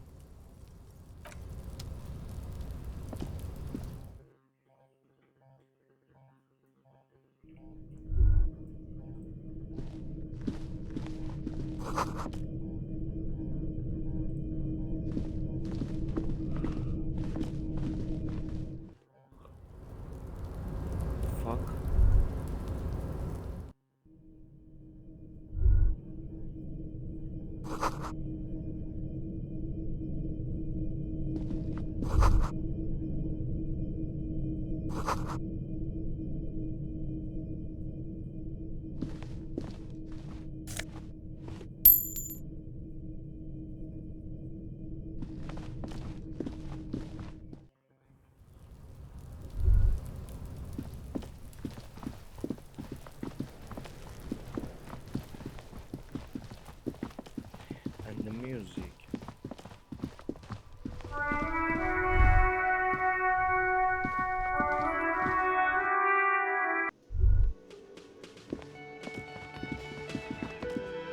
Hello, sweetie. Wait, who's Sweetie? Why, you are, officer. And have you found anyone to be sweet to?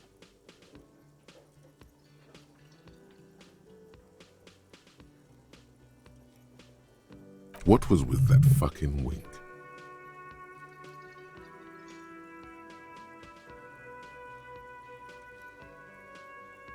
I see you are still grieving. Well, I won't pry. You must forgive me. I'm getting so scatterbrained.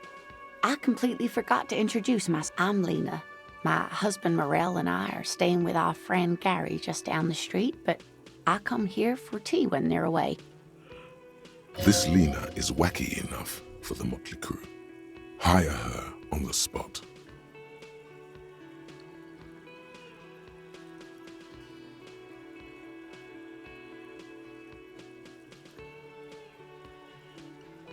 Whatever do you mean?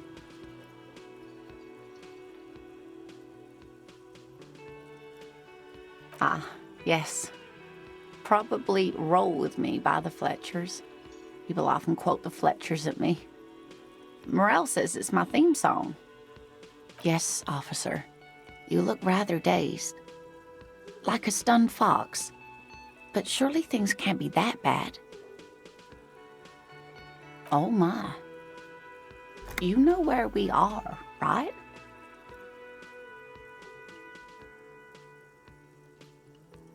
That's right.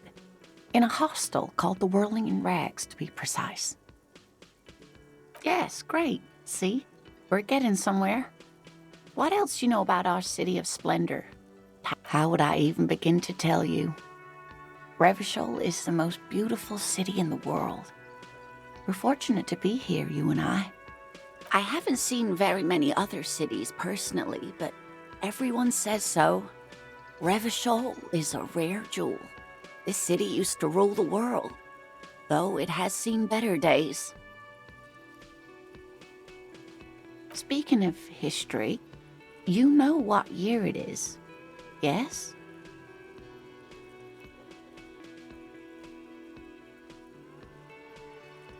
Perhaps, dear, perhaps. She is perturbed by your not knowing what year it is, but not by your mention of the apocalypse. It must be the end times. The lieutenant studies you, rubbing his chin. I'm beginning to suspect that you might indeed be completely adrift in this reality, thinks the lieutenant. How can it be that bad? Never mind. We're in this now. I can tell that this is taxing for you, so I'll just ask one more question. What regime are we living under? What mode of government?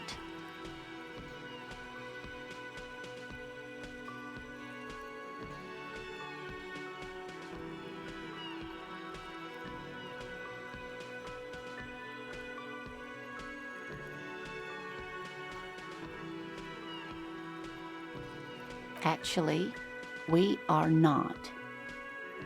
You could say that about almost any other nation, but not Revachol. Try one more time, officer. What mode of government?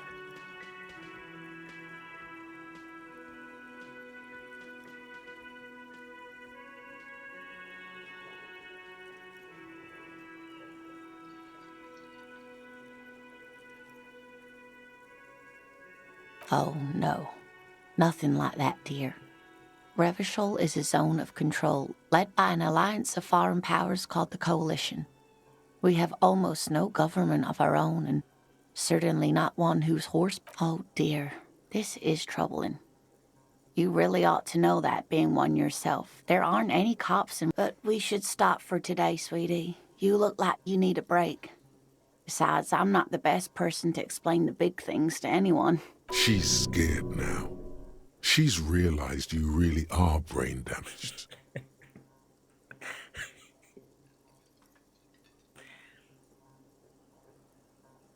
A defeat, I'm afraid. The people of this archipelago tried to build something new, something different. The rest of the world didn't like it, so they came and ended it. This was 42 years ago.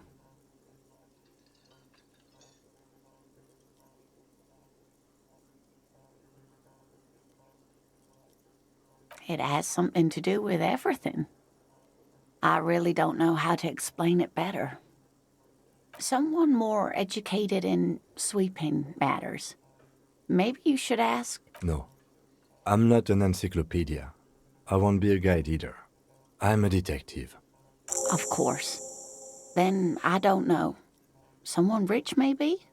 Wealthy people are educated. Though I don't know where you would find a wealthy... Yes, dear.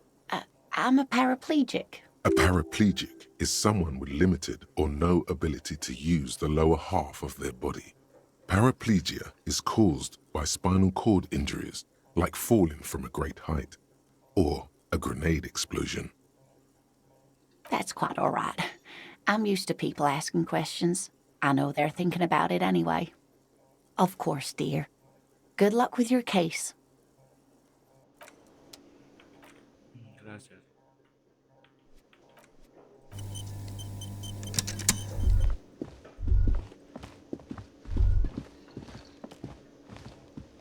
Real mature, man. What exactly were you trying to accomplish? Damn, your feet thought we got away.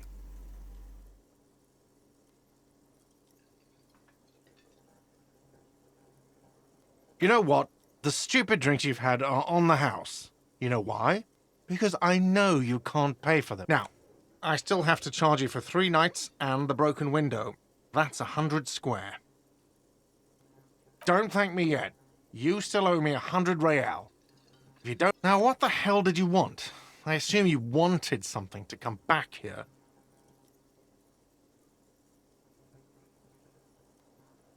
Mine? No, it belongs to the Whirling in Rags. Thank you for clearing that up.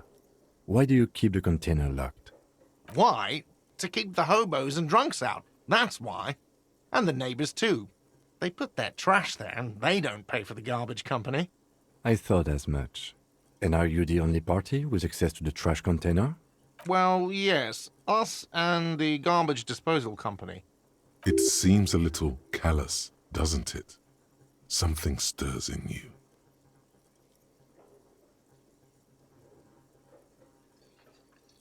Okay then. Maybe you're callous yourself. What do you need them for? It concerns the case. Please cooperate. Just bring them back once you're done, please.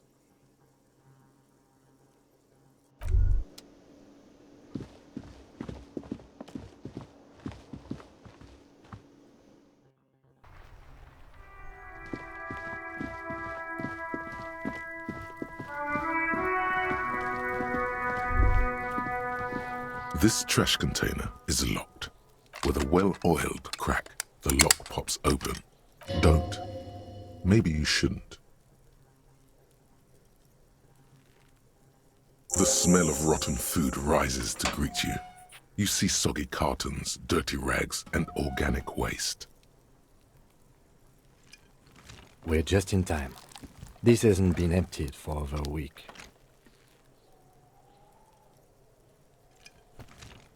You see milk and egg rest with one broken egg in it. A box falls into pieces in your hand. Among the threadbare kitchen towels, something catches your eye. As the legs of the slime-covered jeans begin to unspool... The victim's clothes? Cadaverine odor is faint. If these belong to the deceased, they were removed when he was still in the early stages of decay. Drop them in here, officer. Guitar-marked blue jeans. Pockets empty or empty. He wore them with a belt, too, a white belt. The loops appear stretched, but the belt is missing. That's it. Do you see anything else in there? I have another bag here. Something slimy catches your eye. A drab, long-sleeved shirt, olive-colored, appears from the food waste. This is a military-type overgarment. No label or serial number. This is the kind of rib-knit shirt that's worn over light armor to conceal it in an urban scenario. Anything more? The rest of the rags are just kitchen variety waste. A yellow old mug that catches your eye. But all right, we should go to Gart again and ask if he knows who put the clothes in the trash. It could be as simple as someone from the hostel cleaning the yard. Or that one. I'd advise against confronting that force. Not really. All we know is the victim's clothes are in the trash, the lid was locked, and his establishment had the key. It's just a... The fuck's he on about? Kids? You hear that, Kuno? He thinks you're an infant or something. See? The lieutenant nods, then looks back into the trash container. It's just organic waste. Cold, nothing. It's nothing. Nothing more to see here. What's this? A blue piece of plastic sticks out from the apple peels. Something larger. A clipboard. A blue plastic clipboard with moist papers hanging from it. They look badly damaged, but you can still make out forms and notes, written in a man's handwriting. Officer, is that your paperwork? It is. Look, the plastic has the RCM street grid on it. You've even got an autopsy form in there. If you don't mind me asking, how did this get in the trash?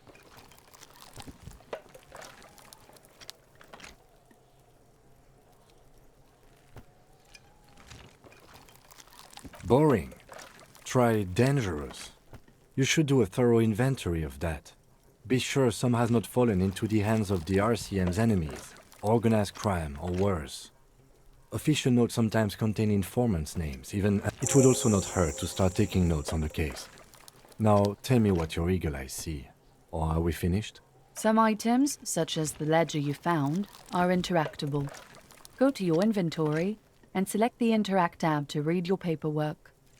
You pick out a broken mug with an oddly racist depiction of the yellow man frolicking in saffron, only in its social sensibility. You've acquired an interactable item.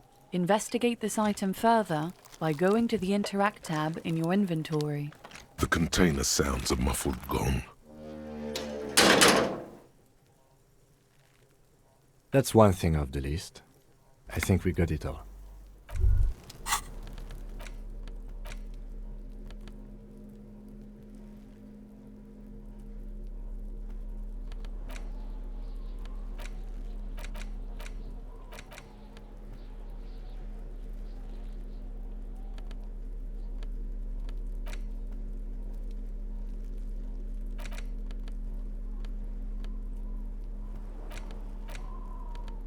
It's the ledger you found in the trash. A pitiful cabbage of white and yellow papers hanging from plastic board, barely held together by a metal clip.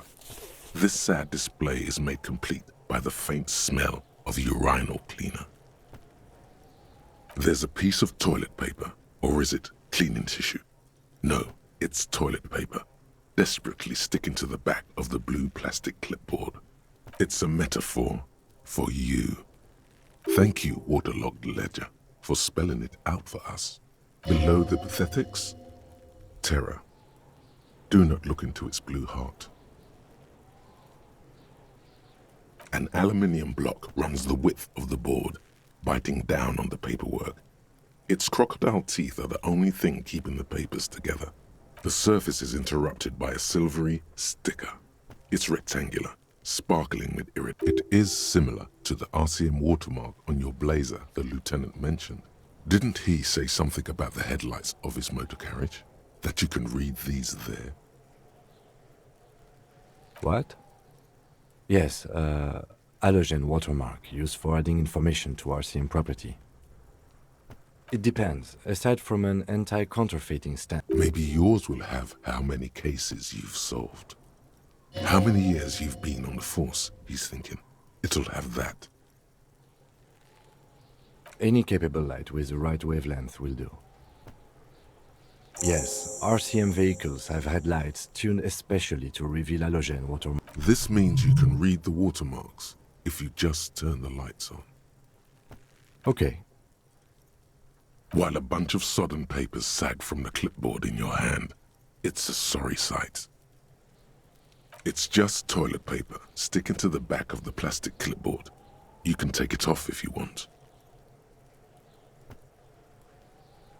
If you want it to be kitchen tissue, it's not though. It's toilet paper. Still wet, the toilet paper, I mean kitchen tissue, sorry, peels off the plastic easily. All you have to do is shake it off your finger, and voila, the ledger now looks marginally better. They're not exactly white. They're yellowed in patches by sunlight and alcohol. Once in a while, there's a red stamp that exclaims, "Case files commit to paper." The case files themselves are plenty. You count more than work, strife, poverty, the Jamrock Quarter. These are handwritten logs of investigations dating back to January 51, this year. The exact number is hard to estimate due to missing pages and an odd naming convention. But there are at least 20. It's the middle of March. You have attempted 2 cases a week on average. Huh? 2 complex cases to undertake is a lot, yes. You really have to push yourself. I would not suggest it, lest you start making mistakes. 2? That's a lot. I didn't mean to say you are making mistakes, by the way. That was presumptuous of me. It's okay. We all make mistakes. Like a fan of gills, the checkered papers dry in your hand. The handwriting is extremely dense, if mostly illegible. Yes, it appears you employ a, shall we say, robust yet literary system. Each investigation has its case number written on the margins. Yet, still more tellingly, most are accompanied by a name. A title, one might say even. One that draws inspiration from snoop fiction and vespertine cop show staples. Yes, all caps. One is called The Next World Mural. Another, The Square Bullet Hole Murders. Another yet, The Unsolvable Case. Others appear more light-hearted. The guys on a couch in an unexpected location, and the murder at the hookah parlor. Even the rare article-free collapsing tenement. Murder features prominently throughout. It's going to take an effort to piece these case files together, but it can be done. Once you're done inspecting them up close. You mean the alphanumeric? Officer, precinct, time of arrival at the scene?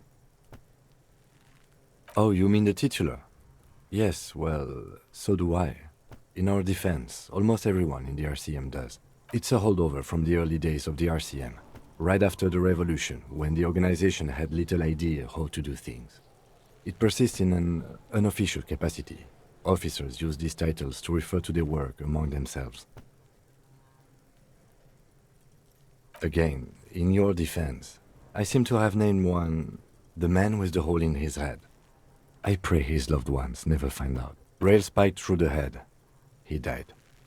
It was a workplace accident. There is, for precisely one more. 15 pages near the end remain untouched by the damage. The checkered grid forms a structure of passages. Once all the tasks are accomplished, the case is complete. Like a fan of gills, the checkered papers dry in your... You don't exactly close them, so much as distance yourself from the smelly papers. They're a little further from your nose now. The acidic stench of rotting food is rubbed off on the cellulose. It now forms the base. It's made of dark blue plastic, hard enough to beat someone to submission with. The edges are rounded, however. The U4 side, something rattles inside, ever so lightly. It permeables. It's not hidden per se. The compartment is made for permeable materials that would get damaged if something happened to it. The plastic shimmers like lapis lazuli, but it is not see-through. You cannot see to its center. Blue. The blue heart. Don't look into it. With your hands, U4-sized pages hang from the clip, screwed to the top of the board. It's proving to be harder than expected. You just don't have the intellectual rigor to patch the quilt back together. Try again later. Is not what you end. The ledger quivers in your hand. As it shakes, the pages rustle. It's just a racist mug. What's there to read here? Not much. Oh boy, here we go. What are you going to say about a broken, tossed-away mug that you dug out of the garbage?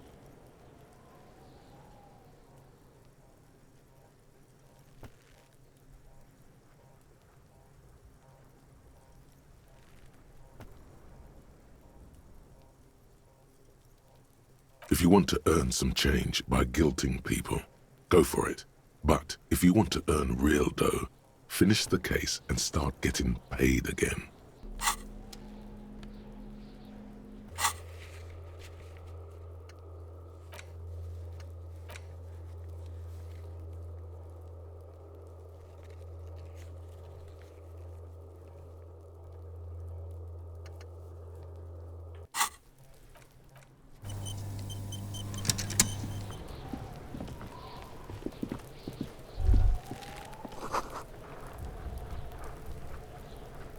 There he still is, looking right through you with his white eyes. The body below is entirely dedicated to that corpse smell. Emitting it is all it does now. The ammonia only makes it worse. The combination forces tears out of your ducts. The second time, not so much. When the vomiting is done, your cheeks are wet with tears.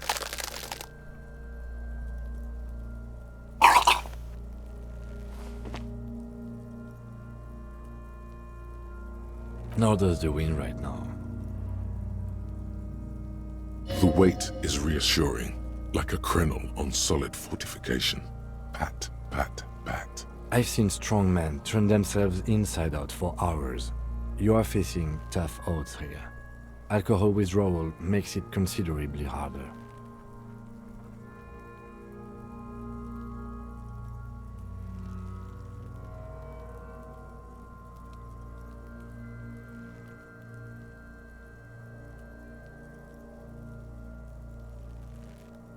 No. This is a two-man assignment. You need to get your shit together. I didn't mean that. Fuck my English.